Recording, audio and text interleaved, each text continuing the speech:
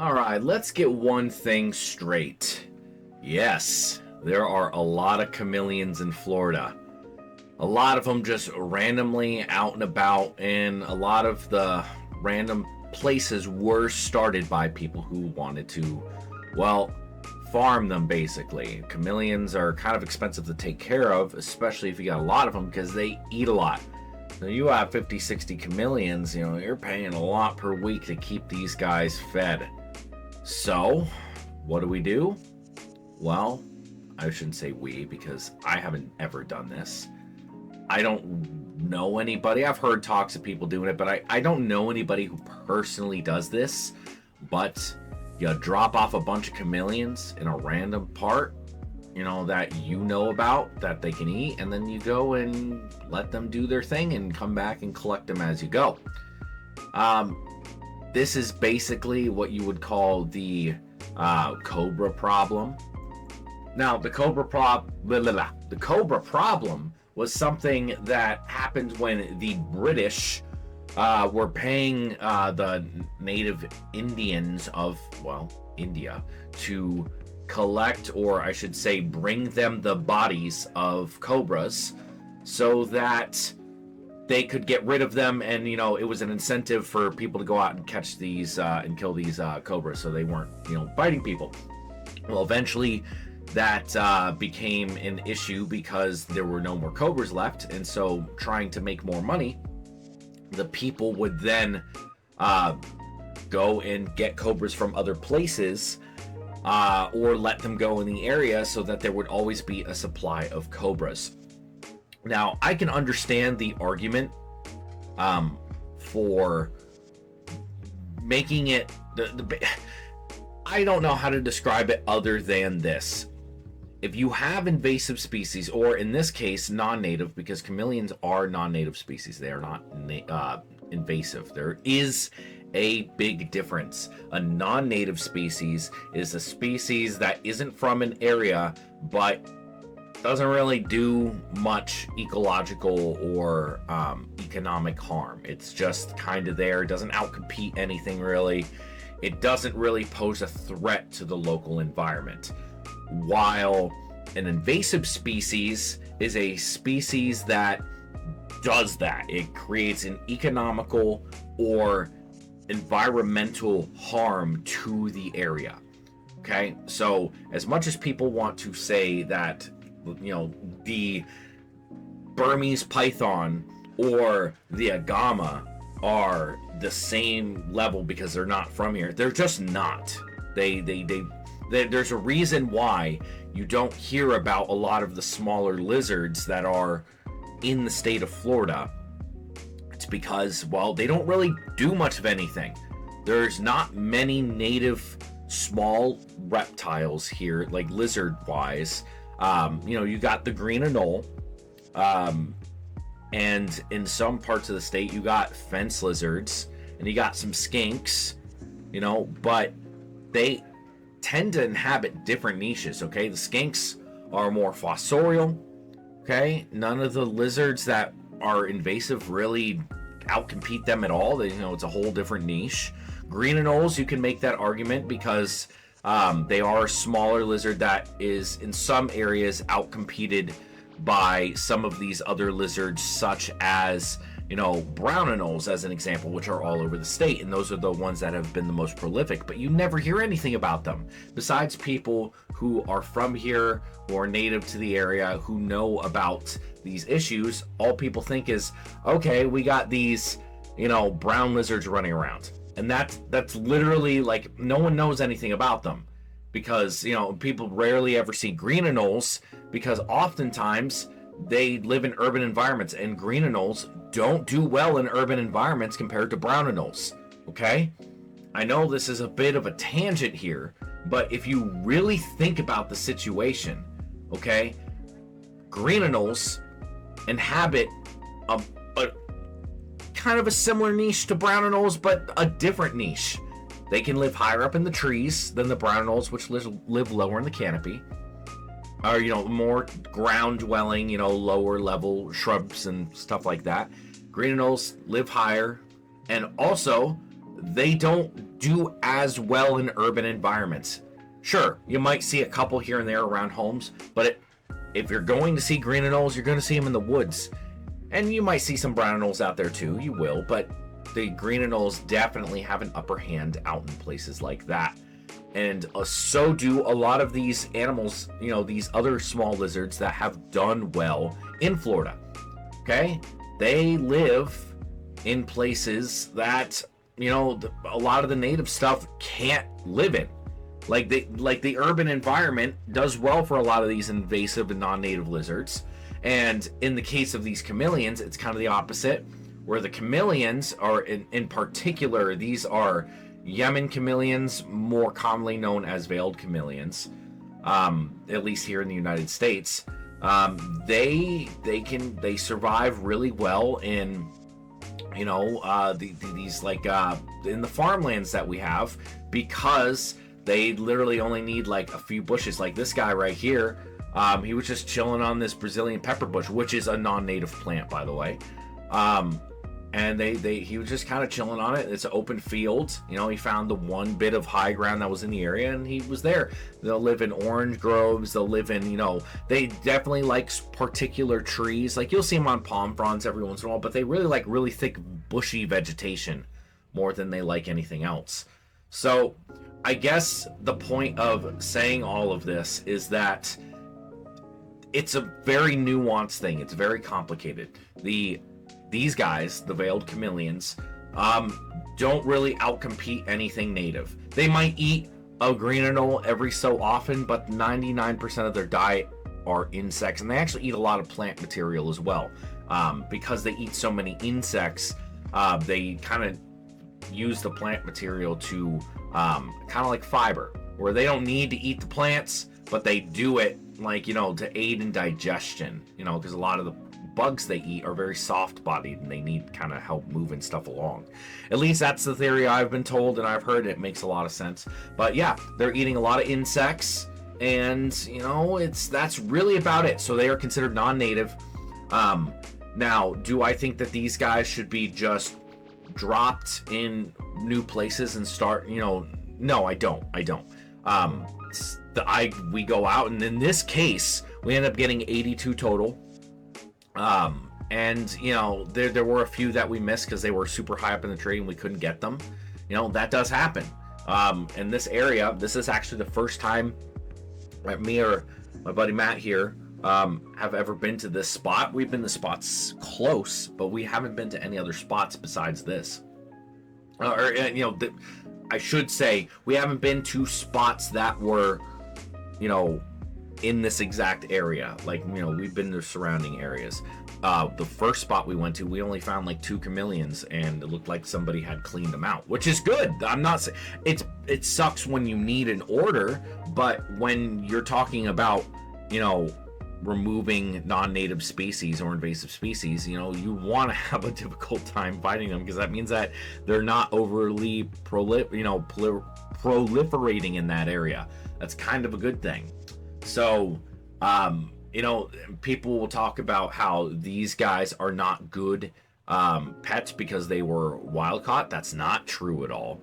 I mean, I've sold, I don't know. If you buy a chameleon from like a big online dealer, 99% of the time, unless it strictly says, and even if it strictly says that it actually was, and look at this little neonate right here. See, look, they're hatching right now, and it's December. Then we found a bunch of hatchlings. I think we got 12 total. But if you go to a big online dealer, I'm telling you, I'm not joking when I tell you that 99% of the time it's going to be a Florida wild caught or a wild caught from somewhere else. Because most of the time when you buy a reptile, especially from an online source, even in an in-store source, there are certain species that you're going, like, people know this about savanna monitors. Not all of the savanna monitors are wild caught and shipped over from farms that are in Africa. That's just how it is. Because in the case of the savanna monitors, it's just cheaper to do it. People aren't going to want to really buy captive bred savanna monitors. Unfortunately, that's just the way it is. Kind of the same thing here.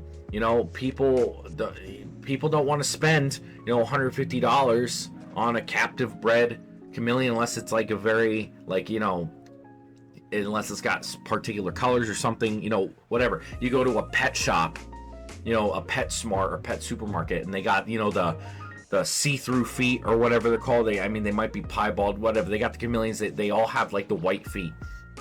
Those guys, they got a dealer who, you know, they buy from, but I don't know if those are wild caught or not. You know, the same sort of thing. But most of the other stores you're going to go to, especially like a local pet shop, their chameleons come from the wild. That's just how it is.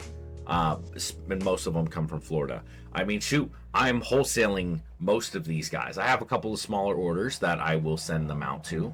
But for the most part, I think 70 of these guys went straight to a wholesaler, like who will sell to other pet shops and will sell to other, you know, people will buy directly from them. And they're wild caught. And they're a lot cheaper than, you know, if somebody were to sell them any other way. And that's just how it goes. You can say what you want to about that. That's just literally how it is. There's no ifs, ands, or buts about it. But yeah, we walked around. In this case, they were so prolific that we would literally be walking, and you'd come across a group of like 5 or 6 larger chameleons in a little area. You go collect them. You look around the taller grass or the vines to see if you could see any neonates, that, you know, hatchlings that had just come out, because we were running into a lot of them. The whole ground was covered in this thick vines. I don't remember, is it Virginia creeper or something? One of these vines, there was a bunch of brambles in there as well. Not fun to walk on. There were a couple of big hills in the way, like 20-foot tall hills, and then there was like little 10-foot deep ravines that you'd have to go through, covered in this vine. So it's very difficult to walk through, at least in this particular spot. We put them in these cups so they don't fight with each other. Sometimes we'll have, you know, paper or, you know, stuff in there for them to climb on, but they will fight with each other. So you kind of just got to individually put them in containers so that you're not, you know, but so they don't fight with each other. You know, there's holes in them so they can breathe. It's just the easiest way to do it without causing as much, you know, they're still animals. Even if they're invasive or non-native, they didn't ask to be there. We're going to treat them with respect. And that's how it is. You know, I figured I had a bunch of footage, GoPro footage, and I was like, you know what, maybe I'll do a little commentary. Maybe I'll just do a little like off-the-cuff talking, see if people like this kind of video, because, you know, they got a lot of this stuff. And as you see, I didn't get every single chameleon on video because there were just so many of them that it's just like, I'm not going to keep it rolling the whole time because I only had one battery. So I'm literally just walking around, turning it on when I knew we had a chameleon. And, you know, it's just, you know, kind of give you an idea of what we're walking through. No, I won't tell you where this is because, yes, I do make money off of it. And I am a greedy little son of a bitch. There's just no ifs, ands, or buts about that. But, you know, iNaturalist is a great place to start. I don't use it in the sense that like, oh, I'm going to go to this spot, but it gives you a good general idea of where to look, and then Google Maps. And once you find out an area, and you can do this for more than just chameleons, especially if you're looking for non-native animals in South Florida, it's a great place to start. You want a particular thing, like chameleons, people might be a little bit more secretive about, but there's a good chance that if you do enough digging, you will find where these guys are. You will. It's just there's no ifs, ands, or buts about it. These spots are out there. People are out there telling you where they are. But when it comes to a lot of these other non-natives like Cuban nightingales, which I have some video that I'll go and show you right now. These guys are a little different. They tend to live in urban environments. And, you know, you gotta sometimes, I mean, this is a park in a neighborhood north of Miami. I'll give you that much information. You gotta use a long pole. You kind of knock them out of the tree. And then, you know, go and grab them, and that's literally it. See, he fell into the bush. I'm gonna go dive for it before they run away.